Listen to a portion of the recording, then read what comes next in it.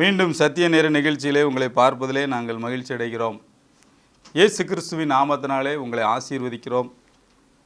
கடந்த நாள் நிகழ்ச்சியிலே நாம் சுவிசேஷம் என்பது அது வியக்கத்தகு மிகுந்த நற்செய்தி என்பதை குறித்து நாம் பார்த்தோம். அதோடு எதையுமே நாம் சேர்க்க முடியாது என்று சொல்லி பவுல் கலாத்தியருக்கு எழுதின நிருபத்திலிருந்து எழுதின 1ஆம் அதிகாரத்திலிருந்து பார்த்தோம். அந்த 1ஆம் அதிகாரத்திலே சுவிசேஷம் அது நம்மளை விடுவிக்கும், அது கிருபையினாலே வெளிப்படுத்தப்பட்டது. அது மாத்திரமல்ல, அது நம்முடைய வாழ்க்கையிலே விசுவாசத்தின் மூலம் வருகிறது என்பதை குறித்து தெளிவாக நாம் பார்த்தோம். பிரியமானவர்களே, இந்த மாதிரி செய்தியை நாம் கேட்கும்போது, இந்த சத்தியத்தை அறியும் போது அது நம்முடைய வாழ்க்கையிலே விடுதலை ஆக்கும் என்பதையும் நாம் பார்த்தோம். நம்முடைய வாழ்க்கையிலே பாவத்திலிருந்து, வியாதியிலிருந்து, தரித்திரத்திலிருந்து அல்லது பலவிதமான கவலையிலிருந்து விடுதலை இல்லாமல் இருப்பதற்கு ஒரு காரணம் என்னவென்றால் நம்முடைய மனது குருடாக்கப்பட்டிருக்கிறது என்பதையும் நாம் பார்த்தோம். இந்த சுவிசேஷத்தின் ஒளி இருதயங்களை குருடாக்கி வைத்தபடினாலே இதை பார்க்க முடியாதபடி கண்கள் குருடாக்கப்பட்டிருக்கிறது. இந்த நிகழ்ச்சியின் மூலம் தேவன் உங்களுடைய மனக்கண்களை திறக்கிறது மாத்திரமல்ல, சத்தியத்தை அறிகிற அறிவு நமக்குள்ளே அது போடப்படுகிறது. சத்தியத்தை அறிகிற அறிவு நமக்குள்ளே வரும்போது என்ன நடக்கும் என்றால், ஒரு வசனத்தை நான் உங்களுக்காக வாசிக்க விரும்புகிறேன். என்னோடு நீங்கள் திருப்பிக் கொள்ளுங்கள். தயவுசெய்து நீங்கள் வேத புஸ்தகம் வைத்திருந்தால் அதை நீங்கள் வைத்து அதை பார்த்து உங்களுடைய பேனாவினாலே அதை அண்டர்லைன் பண்ணி காரியங்கள் இப்படி இருக்கிறதா என்று நீங்கள் அதை பார்க்க வேண்டும். பார்க்கும்போது தான் உங்கள் வாழ்க்கையிலே அது ஒரு வெளிச்சத்தை உண்டாக்கும். 2 பேதுரு 1ஆம் அதிகாரம் 2வது வசனத்தை நீங்கள் பார்த்தீங்கன்னா, தேவனையும் நம்முடைய கர்த்தராகிய இயேசுவையும் அறிகிற அறிவினாலே உங்களுக்கு கிருபையும் சமாதானமும் உண்டாவதாக. அப்போ ஆண்டவர் அறிகிற அறிவு நமக்கு கிருபையும் சமாதானத்தையும் உண்டாக்கிக்கிட்டே இருக்கும். அடுத்தாப்புல நீங்கள் பார்த்தீங்கன்னா 3வது வசனம், தம்முடைய மகிமையினாலும் காருண்யத்தினாலும் தம்மை அழைத்தவருடைய அறிவினாலே ஜீவனுக்கும் தேவனுக்கும் தேவபக்திக்கும் யாவையும் வேண்டிய யாவற்றையும் அவருடைய திவ்ய வல்லமையானது நமக்கு தந்தருளியதுமின்றி இச்சையினாலே உலகத்துக்கு உண்டான கேட்டுக்கு தப்பி திவ்ய சுபாவத்திற்கு பங்குள்ளவர்களாகும் பொருட்டு மகா மேன்மையும் அருமையுமான வாக்கு தத்தங்களும் அவையினாலே நமக்கு அளிக்கப்பட்டிருக்கிறது. அதில் போட்டிருக்கு, நம்மை அழைத்தவரை அறிகிற அறிவினாலே. ஸோ ஆண்டவரை அறிகிற அறிவினாலே ஜீவனுக்கும் தேவ பக்திக்கு யாவற்றையும். ஸோ இந்த உலகத்திலேயே நம்ம வாழ்ந்து கொண்டிருக்கிற இந்த உலகத்திலே என்ன நடக்கு அப்படின்னா, நமக்கு வேண்டிய யாவற்றையும் அவருடைய திவ்ய வல்லமை தந்தருளுகிறது. நம்மளை திவ்ய சுபாவத்திற்கு, அதாவது தேவ சாயலுக்கு நம்மளை மாற்றுகிறது. எனவே தேவனை அறிகிற அறிவு ரொம்ப ரொம்ப முக்கியம். தேவ சாயலை உண்டாக்குற சுவிசேஷத்தை நாம் விசுவாசிக்கும் போது நம்மிடத்திலே அது பலத்த காரியங்களை செய்கிறது. இந்த நாளில் நாம் 2ஆம் அதிகாரத்திலே, கலாத்தியர் 2ஆம் அதிகாரத்திலே சுவிசேஷத்தின், மெய்யான சுவிசேஷத்தின் காரியம் என்ன என்பதை பார்க்க போகிறோம். நீங்கள் எல்லாரும் திருப்பி வைத்து கொள்ளுங்கள். கலாத்தியர் 2ஆம் அதிகாரம் நீங்கள் பார்ப்பீர்கள் என்றால் 15வது வசனம், புறஜாதியரில் பிறந்த பாவியாராயிராமல் சுபாவத்தின்படி யூதராயிருக்கிற நாமும் இயேசு கிறிஸ்துவை பற்றும் விசுவாசத்தினாலே அன்றி நியாயப்பிரமாணத்தின் கிரியையினாலே மனுஷன் நீதிமானாக்கப்படுவதில்லை என்று அறிந்து, நியாயப்பிரமாணத்தின் கிரியைகளினால் அல்ல, கிறிஸ்துவை பற்றும் விசுவாசத்தினாலே நீதிமான்களாக்கும்படிக்கு கிறிஸ்து இயேசுவின் மேல் விசுவாசிகளானோம். அடுத்தாப்புல இந்த சுவிசேஷம் என்ன செய்கிறது என்றால், ரொம்ப அழகாக இந்த இடத்தில் நாம் பார்க்கிறோம், கிறிஸ்துவை பற்றும் விசுவாசத்தினாலே. அதனால் அண்டர்லைன் பண்ணிவிடுங்க. கிறிஸ்துவை பற்றும் விசுவாசத்தினாலே நீதிமான்களாக்கும்படிக்கு கிறிஸ்து இயேசுவின் மேல் விசுவாசிகளானோம். அடுத்தாப்புல என்ன பண்ணியிருக்கு இந்த சுவிசேஷம் அப்படின்னா, நம்மை அது நீதிமானாய் மாற்றியிருக்கிறது. திரும்ப திரும்ப இது உங்கள் மைண்டில் வரணும். என்னை அது நீதிமானாய் மாற்றியிருக்கிறது. எப்படி நீதிமானாய் மாற்றியிருக்கிறது? நீங்கள் 20ஆம் வசனத்தை படித்து பார்த்தீங்கன்னா, கிறிஸ்துவோடு கூட சிலுவையில் அறையப்பட்டேன், ஆயினும் பிழைத்திருக்கிறேன், இனி நான் அல்ல கிறிஸ்துவே எனக்குள் பிழைத்திருக்கிறார். ரொம்ப அற்புதமான ஒரு காரியம். சுவிசேஷம் என்ன செஞ்சுட்டு அப்படின்னா, என்னை நீதிமானாக மாற்றிருக்கு. எப்படி மாற்றுக்குன்னா, என்னுடைய பழைய மனுஷன் சிலுவையில் அறையப்பட்டுட்டான், புதுசு மனுஷனோட அங்கே உள்ளே போட்டிருக்கு. அழகாக எழுதியிருக்கார் ஆவியானவர். இனி நான் அல்ல, கிறிஸ்துவே எனக்குள் பிழைத்திருக்கிறார். இதான் சுவிசேஷம். ஸோ உண்மையான சுவிசேஷத்தை நம்ம விசுவாசிக்கும் போது வாழ்க்கை அதிரடி மாற்றமாயிரும். எப்படி இதை நீதிமானாக்கிறத நம்ம கன்ஃபார்ம் பண்ண முடியும்னா, இன்னும் 2 வசனத்தை படிக்கும்போது உங்கள் மைண்டில் இந்த மனம் மறுரூபம் ஆகும் பாருங்கள். எபிரேயர் எப்படி ஆண்டவர் இதை மாற்றினார் என்றால், எபிரேயர் 9ஆம் அதிகாரத்தில் நீங்கள் பார்த்தீங்கன்னா, ஒரே தரம் என்கிற வார்த்தையை நீங்கள் படிக்கலாம். 12ஆம் வசனம், 26ஆம் வசனம், 27ஆம் வசனம், 28ஆம் வசனம். 12ஆம் வசனத்தை பாருங்கள். வெள்ளாட்டுக்கடா இளங்காலை இவைகளுடைய இரத்தத்தினால் அல்ல, தம்முடைய சொந்த இரத்தத்தினாலும் ஒரே தரம் மகா பரிசுத்த ஸ்தலத்தில் பிரவேசித்து நித்திய மீட்பை உண்டு பண்ணினார். அப்போ சிலுவையிலே செய்யப்பட்ட ஒரு காரியம் நித்திய மீட்பு, இட்டர்னல் மீட்பு. மறந்துடவே கூடாது. அது என்ன காரியம் அப்படின்னா, என்னுடைய பாவத்துக்காக அவர் மரித்தார். எங்கள் அப்பா காலத்து காரியங்களுக்கும் அவர் தான். எனக்கு பிள்ளைகள் பிறந்து அந்த பிள்ளைகள் பெருசாகி எனக்கு அந்த பிள்ளைகளுக்கு பிள்ளைகள் பிறந்தாலும் எல்லாருக்குமே மீட்பு இயேசு கிறிஸ்துவின் இரத்தத்தினாலே ஒரே தரம் முடித்தார். முடித்தது மாத்திரமல்ல, அது என்னை நீதிமானாய் மாற்றி வைத்திருக்கிறார். ஒரே தரம், ஒரே பலி. அதை நீங்கள் எபிரேயர் 10:10 அழகாக படிக்கலாம். இதெல்லாம் மிக காயின் வேர்டு. நம்ம மைண்டில் எப்போதும் இருக்க வேண்டிய ஒரு வசனங்கள். திரும்ப திரும்ப இது உங்கள் மைண்டில் இருக்கணும். அப்போந்தான் பிசாசு எதிர்த்து வரும்போது நாம் இந்த வசனத்தில் நிற்கும்போது அவன் ஓடிடுவான். இப்போ பாருங்களேன், 10ஆம் வசனம், 10ஆம் அதிகாரம் 10ஆம் வசனம். இயேசு கிறிஸ்துவனுடைய சரீரம் ஒரே தரம் பலியிடப்பட்டதினாலே அந்த சித்தத்தின்படி நாம் பரிசுத்தமாக்கப்பட்டிருக்கிறோம். தெளிவாக இருக்குது. இயேசு கிறிஸ்து ஒரே தரம் பலியிடப்பட்டதினாலே அந்த சித்தத்தின்படி நாம் பரிசுத்தமாக்கப்பட்டிருக்கிறோம். நான் ஆண்டவர்கிட்ட வந்தேன், என் பாவத்தெல்லாம் அறிக்கை பண்ணேன், நான் இதெல்லாம் செஞ்சேன், அதெல்லாம் 2வது. ஃபஸ்ட்டு என்ன அப்படின்னா, அவர் எனக்காக மரித்தார். அதை நான் விசுவாசிக்கும் போது நான் பரிசுத்தமாக்கப்பட்டிருக்கேன். பரிசுத்தமாக்கப்பட்டது மாத்திரம் இல்லை, நீங்கள் பார்த்தீங்கன்னா 12ஆம் வசனத்துலேயும் 13ஆம் வசனத்துலேயும் படிச்சுட்டு 14க்கு நீங்கள் வந்தீங்கன்னா, ஏனெனில் பரிசுத்தமாக்கப்படுகிறவர்களே ஒரே பலியினாலே இவர் என்றென்றைக்கும் பூரணப்படுத்தி இருக்கிறார். என்னை பெர்ஃபெக்டாக வேற மாற்றி வைத்திருக்கிறார். பிரியமானவர்களே, இந்த செய்தியெல்லாம் நீங்கள் கேட்கும்போது உங்கள் லைஃபை அதிரடியாக மாறிடும். எப்படி நான் சொல்கிறேன் அப்படின்னா, நான் பரிசுத்தமாக இருக்கிறேன் என்னுடைய கிரியினால் அல்ல, இயேசு செய்த ஒரே பலியினாலே, அவர் செய்த ஒரே மீட்பினாலே, அவர் செய்த ஒரே காரியத்தினாலே நித்திய மீட்பை எனக்கு உண்டு பண்ணினார். என்னை பரிசுத்தமாய் மாற்றி வைத்திருக்கிறார். என்னை அவர் பூரணப்படுத்தி இருக்கிறார். என்னுடைய அடையாளம் ரொம்ப ரொம்ப முக்கியம், ரொம்ப ரொம்ப முக்கியம். இதை நீங்கள் மிஸ் பண்ணிட்டீங்க அப்படின்னா உங்கள் லைஃப்பில் எல்லாமே ட்ராஜடியாகிடும். நம்ம லைஃப்பில் இதை கரெக்டாக நம்ம என்னை அவர் பரிசுத்தப்படுத்தி இருக்கிறார், என்னை அவர் பூரணப்படுத்தி இருக்கிறார், என்னை அவர் நீதிமானாக மாற்றி வைத்திருக்கிறார். திரும்ப திரும்ப உங்களுக்கு வசனங்களை நான் சொல்ல விரும்புகிறேன். ரோமர்கள் நிருபம் 3ஆம் அதிகாரம். ஏன்னா இது பேசிக்காக நமக்குள்ளே இருக்க வேண்டியது. சுவிசேஷனா என்னெல்லாம் நம்மளை மாற்றி வச்சுருக்குன்னு நம்மளுடைய கண்ணு திறக்கப்படணும். கண்ணு திறக்கப்பட்டுன்னு வச்சுட்டுங்களாம் உங்கள் லைஃபே சேஞ்ச் ஆயிரும். ரோமர் 3 நீங்கள் பார்த்தீங்கன்னா ரொம்ப அழகாக பவுல் இதில் எழுதுகிறதை நம்ம பார்க்குறோம். ரோமர் சுவிசேஷம், அதாவது ரோமர் நிருபமே சுவிசேஷத்தினுடைய ஒரு பிரகடனம் அப்படின்னு சொல்லலாம். அதாவது அதனுடைய முழு தாற்பயம் என்னென்று அவர் 1ஆம் அதிகாரத்துலேருந்தே அவர் எழுதிட்டு போகிறதை நம்ம பார்க்குறோம்.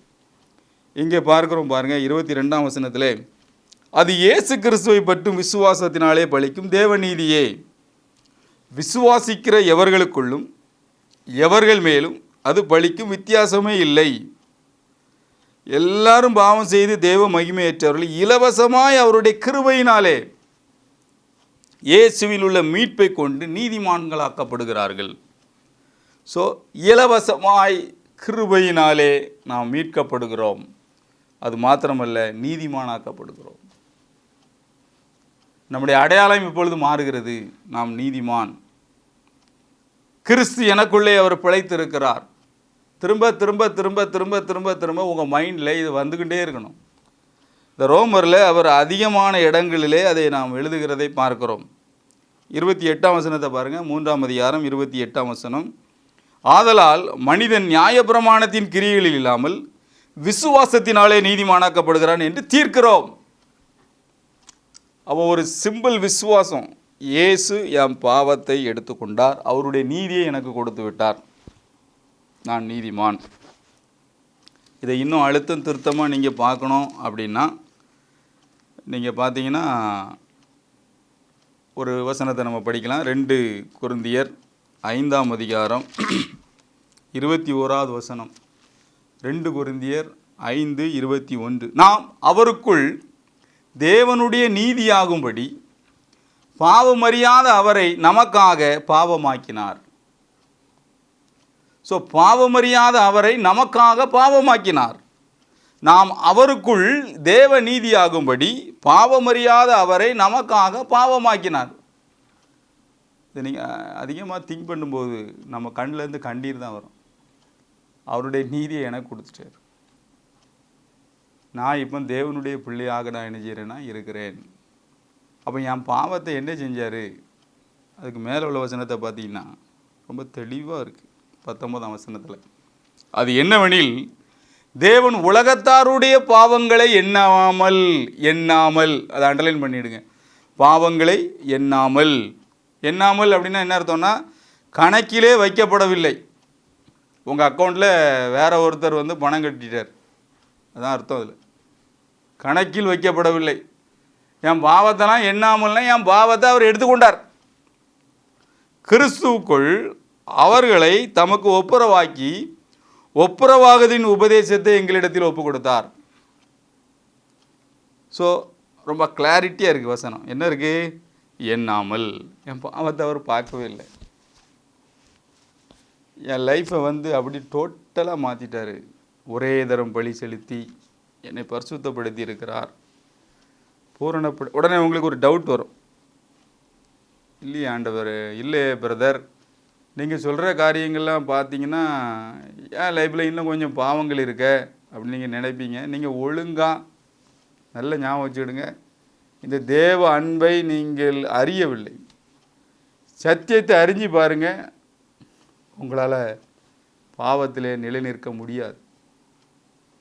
இது மிக ஆணித்தரமான ஒரு காரியம். ஏனென்றால் ரோமரில் அவர் எழுதும்போது மிக அருமையாக எழுதுவார். ரோமர் 6:14. நீங்கள் நியாயப்பிரமாணத்திற்கு கீழ்ப்பட்டிராமல் கிருபைக்கு கீழ்ப்பட்டிருக்கிறபடியினால் பாவம் உங்களை மேற்கொள்ளாது. நீங்கள் யாரையாவது ரொம்ப நேசிக்கிறீங்கன்னு வச்சுருங்க, வேறு ஒன்றும் வேண்டாம், நீங்கள் என்னை ரொம்ப நேசிக்கிறீங்க, எங்கள் வீட்டுக்கு வரீங்க, என்னை ரொம்ப நேசிக்கிறீங்க, எங்கள் வீட்டுக்கு வந்து எந்த பொருளையுமே நீங்கள் திருட மாட்டீங்க. இது ஒரு உண்மை. ஏன்னா நீங்கள் என்னை நேசிக்கிறீங்க. இதே மாதிரி தான் தேவன் என்னை நேசிக்கிறார், சொந்த குமாரனையே கொடுத்துருக்கிறார். அந்த அன்பை உணருங்க. நீங்கள் எப்படி பாவத்தில் நிற்க முடியும்? அதுதான் அவர் 1ஆம் வசனத்தில் என்ன சொல்லுவார்? 6:1 பாருங்க. ஆகையால் என்ன சொல்லுவோம்? கிருபை பெருகும்படி பாவத்திலே நிலை நிற்கலாம் என்று சொல்லலாமோ? உடனே சொல்கிறார் கூடாதே. திரும்பியும் 15ஆம் வசனத்தில் சொல்கிறார் 6:15. இதனாலே என்ன, நாம் நியாயப்பிரமாணத்திற்கு கீழ்ப்பெற்றாமல் கிருபைக்கு கீழ்ப்பெற்றிருக்கிறபடியால் பாவம் செய்யலாமோ? கூடாதே. பிரியமானவர்களே,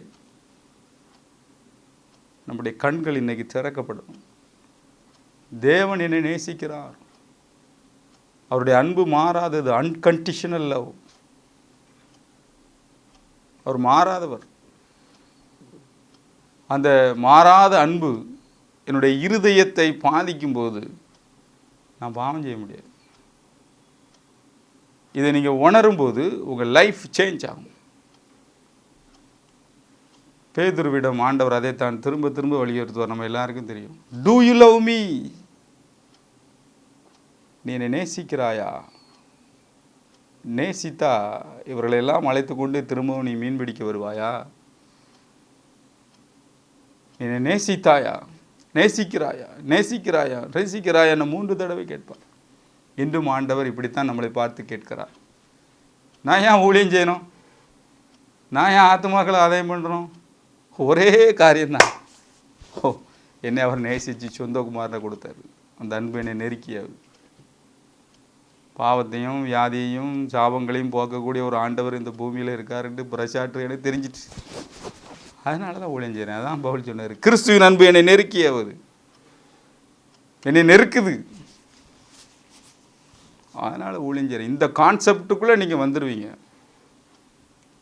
அவங்களுக்காக செய்தது அல்லது இவர்களுக்காக செய்தது இது எல்லாமே நம்ம ஒதுக்கிறோம். தேவன் என்னை நேசிக்கிறார், சொந்த குமாரனையே கொடுத்துருக்கிறார். ஒரு இடத்துல பவுல் கேட்காரு பாருங்க, அந்த இதெல்லாம் நம்ம ஆவியை அப்படியே உயிர்ப்பிச்சிரும். 8ஆம் அதிகாரத்தில் பாருங்கள், மிக அருமையான ஒரு வசனம். தம்முடைய 32வது வசனம், தம்முடைய சொந்த குமாரன் என்றும் பாராமல் நம்ம எல்லாருக்காகவும் அவரை ஒப்பு கொடுத்தவர், நம்ம எல்லாருக்காகவும், அந்த வேர்டு ரொம்ப முக்கியம், நம்ம எல்லாருக்காகவும் அவரை ஒப்பு கொடுத்தவர், அவரோடு கூட மற்ற எல்லாவற்றையும் நமக்கு அருளாதிருப்பது எப்படி? தேவன் தெரிந்து கொண்ட மேல் குற்றம் சாட்டுகிறவன் யார்? யாருமே நம்மளை குற்றம் சாட்ட முடியாது. பிசாசு தான் சொல்லிட்டேடாப்பா, எப்போ பார்த்தாலும் நீ ஆண்டவருடைய பிள்ளைகள். வசனம் சொல்லுது,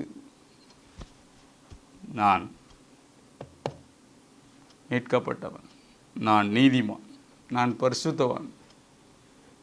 இந்த கான்செப்ட் உங்களுக்குள்ளே வரும்போது, இந்த வசனம் உங்கள் மைண்டை மாற்றும் போது, உங்கள் மனம் மருவம் அடையும் போது, உங்கள் லைஃப் டோட்டல் சேஞ்ச் ஆகும்.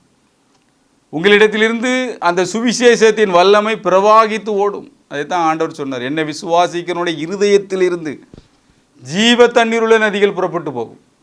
அது அவ்வளோ வேறையும் தாகம் தீர்க்க வைக்கும்.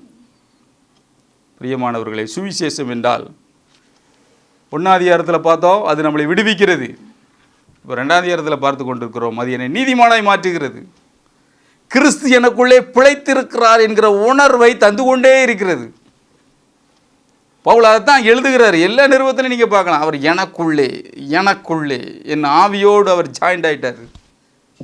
திரும்ப திரும்ப எழுதுவார், கிறிஸ்துவின் ஆவி இல்லாதவன் அவருடையவன் அல்ல. திரும்ப திரும்ப திரும்ப திரும்ப உங்கள் மைண்டு இதிலே தான் திரும்ப திரும்ப இதிலே வரும்போது உங்கள் மைண்டு மாற நான் ஆண்டவருடைய பிள்ளை, ஒரே தரம் பலி செலுத்தி ஒரே பலியினாலே என்னை பூரணப்படுத்தி இருக்கிறார், என்னை மீட்டிருக்கிறார். நான் அவருடைய பிள்ளை, நான் அவர் எந்த அளவுக்கு என்னை நேசிக்கிறார், நான் எப்படி பாவத்தில் இருக்க முடியும்? அவர் என்னை மீட்டு விட்டபடினாலே நான் எப்படி வியாதியில் கிடக்க முடியும்? என்னை உயிர்ப்பை அவர் என்னை விடுவிச்சு தான் ஆவார். அந்த அளவுக்கு அவர் என்னை நேசிக்கிறார். உங்களுக்கு ஒரு பிள்ளை இருக்கு, அது வியாதியில் கிடக்குன்னா நீங்கள் சும்மா இருப்பீங்களா? இல்லையே. இப்போ நான் வியாதியில் இருந்தால் என்ன காட்டிலும் அவர் ரொம்ப ஆர்வமாக இருப்பார், நான் நல்லா இருக்கணும் அப்படின்ட்டு. ஒரு நாள் நீங்கள் கலங்கக்கூடாது. இயேசு கண்ணீர் விட்டார். பைபிள்லே அருமையான ஒரு வசனம் தான். மரியா நினச்சிக்கிட்டா ஆண்டவருக்கு இது தெரியாதா அப்படின்ட்டு. மார்த்தாளுக்கும் அப்படி இது நினச்சிக்கிட்டு இருந்தாங்க. நாங்கள் பார்க்குறோம். இவர்களெல்லாம் வருத்தப்படுவதற்கு முன்பாக 4 நாளுக்கு முன்பாடே இயேசு கிறிஸ்து அதை குறித்து அவர் சிந்தித்து கொண்டே இருந்தார். அவர் கண்களிலிருந்து கண்ணீர் இருந்தது. நீங்கள் நினச்சிக்கிட்டு இருக்கீங்க என் பிரச்சனையில் சால்வ் பண்ணுறதுக்கு யாருமே இல்லைண்டி. இல்லை, உங்களை 2000 வருஷத்துக்கு முன்னாடியே நேசித்து ப்ரூவ் பண்ணி வைத்திருக்கிறார். நான் உங்களை இவ்வளவாய் நேசிக்கிறேன், நீங்கள் தான் அதை அறியல. சத்தியத்தை அறிவீர்கள், சத்தியம் உங்களை விடுதலையாக்கும். என்னை தேவன் நேசிக்கிறார் என்று நீங்கள் உணர்ந்து பாருங்கள். உங்கள் பாவத்திலிருந்து விடுதலை, உங்கள் வியாதியிலிருந்து விடுதலை, உங்களுடைய எல்லா பிரச்சனையும் டோட்டல் ரிலீவ் டுடே ஆண்டவர் தருகிறார். இன்று உங்களுக்கு தந்து விட்டார். பிரியமானவர்களே, இயேசு கிறிஸ்து உங்கள் வாழ்க்கையை 100% மாற்றுவதற்கு அவர் உண்மை உள்ளவராகிறார். கிருபை வெளிப்படுத்தப்பட்டிருக்கிறது. கல்வாரியிலே அந்த கிருபை எல்லாவற்றையும் முடித்து விட்டது. நம்முடைய பங்கு ரொம்ப முக்கியம். அதுக்காக நான் சும்மா இருக்க முடியாது. நான் அதை விசுவாசிக்க, எனக்கு ஒரு பிரயாசம் இருக்குது, என்னுடைய முயற்சி ஒன்று இருக்கிறது. நான் அப்படியே அதை விசுவாசித்து என்னுடைய வாழ்க்கையிலே நான் அதை செயல்படுத்த வேண்டும். கிரியை இல்லாத விசுவாசம் செத்தது, செயல்படுத்த வேண்டும். அதனால தான் ஆண்டவர் சில இடத்துல நீங்கள் பார்த்தீங்கன்னா படுக்கையை எடுத்துக்கொண்டு நடம்பார். அவன் இயேசுவை விசுவாசித்தால் நடந்து பார் அப்படிம்பார். கையை நீட்டின உடனே விடுதலை. எல்லா இடத்துலையும் அப்படி தான் இருக்கும். ஒரு கிரியை அங்கே ஜாயிண்ட் ஆகிட்டே இருக்கும். காணா ஒரு ரசம் மாறும், ஆனால் தண்ணியை உனக்கு ஊற்றணும். லாசர் வெளியே வரும், ஆனால் நீ கல்லை வெளியே எடுக்கணும். நம்முடைய பங்கு இருக்குது, ஆனால் அது கொஞ்சமாக தான் இருக்குது. ஆண்டவர் அதை விட பெரிய பங்கை செஞ்சு வச்சுருக்கிறார். நம்ம கண்கள் இன்றைக்கி திறக்கப்படணும். கண்கள் திறக்கப்படும் போது நம்முடைய வாழ்க்கையில் ஒரு முழு சேஞ்ச். என்னுடைய அடையாளம், நான் ஒரு நீதிமான், கிறிஸ்து எனக்குள்ளே அவர் வாழுகிறார். இந்த உணர்வு உங்களுக்குள்ளே வர வர வர வர உங்கள் மைண்டு மறுரூபமாயிரும், உங்கள் மனம் மறுரூபமாகும். வேதத்தை படிக்கிறதுக்கே ஒரு இன்ட்ரெஸ்ட் ஆயிரும். என்னை பற்றி இன்னும் ஆண்டவர் என்னெல்லாம் சொல்லியிருக்காரு, கிறிஸ்துவுக்குள்ளே நான் வந்தாச்சுன்னா நான் எப்படிலாம் மாறுறேன்ட்டு சொல்லி நமக்கு தெரிய ஆரம்பித்து விடும். நம்முடைய லைஃபு மாறிடும். மிக மிக முக்கியமான ஒரு காரியம். பிரியமானவர்களே, உங்கள் லைஃபை அடியோடு மாற்றுகிற செய்தியை நீங்கள் கேட்டுக்கொண்டிருக்கிறீர்கள். இன்றோடு உங்களுடைய எல்லா பிரச்சனைக்கும் ஒரு முற்றுப்புள்ளி. தேவன் உங்களை இன்றிலிருந்து ஆசீர்வதிக்க விரும்புகிறார். அவர் நம்மளை கூடும்போதே அப்படி தான் அழைக்கிறார். பிதாவினால் ஆசீர்வதிக்கப்பட்டவர்களேன்னு தான் கூடுறார். நீங்கள் ஆசீர்வாதமான ஒரு பாத்திரமாய் மாறித்தான் ஆக வேண்டும். ஏனென்றால் இவ்வளவாய் அவர் நம்மளை நேசிக்கிறார். சொந்த குமாரனையே கொடுத்தவர் மற்ற எல்லாவற்றையும் கூடாது இருப்பது எப்படி?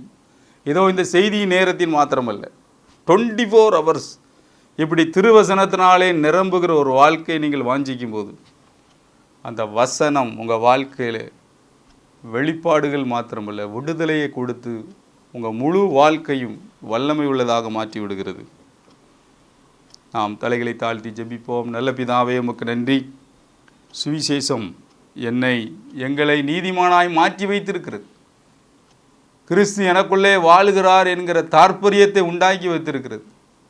அதை அப்படியே விசுவாசித்து சுவிசேஷத்தின் மாபெரும் உண்மையை இந்த உலகத்திற்கு நாங்கள் வெளிக்காட்ட இன்றிலிருந்து எங்களை பயன்படுத்த போகிறீர். நன்றி ஆண்டவரே. எங்கள் வியாதிகளை இன்றிலிருந்து விலக்கிவிட்டீர். நன்றி ஆண்டவரே. இயேசுவின் நாமத்தினால் இதை கேட்டுக்கொண்டிருக்கிற ஒவ்வொருவர் மேலும் ஆண்டவரே உம்முடைய வல்லமையும் உம்முடைய ஆணி வாய்ந்த கரங்களின் தொடுதலும் வந்துவிட்டபடினால் நன்றி ஆண்டவரே. அந்த வஸ்திரத்தை தொட்டவுடனே ஆண்டவரே அந்த குணமாகுதலுடைய வல்லமை புறப்பட்டது போல ஆண்டவரே, இந்த வார்த்தையை கேட்டுக்கொண்டிருக்கும் போதே இந்த வார்த்தையின் வல்லமை அவர்களை தொடட்டும் ஆண்டவரே. ஆவியிலும் ஆத்மாவிலும் சரீரத்திலும் முழு ஆரோக்கியம் இயேசுவின் நாமத்தில் உண்டாகட்டும் ஆண்டவரே. உடைய கிருபைக்கு அர்ப்பணித்து நாங்கள் ஜெபிக்கிறோம். இயேசு கிறிஸ்து மூலம் வேண்டுகிறோம் நல்ல பிதாவே. ஆமேன், ஆமேன்.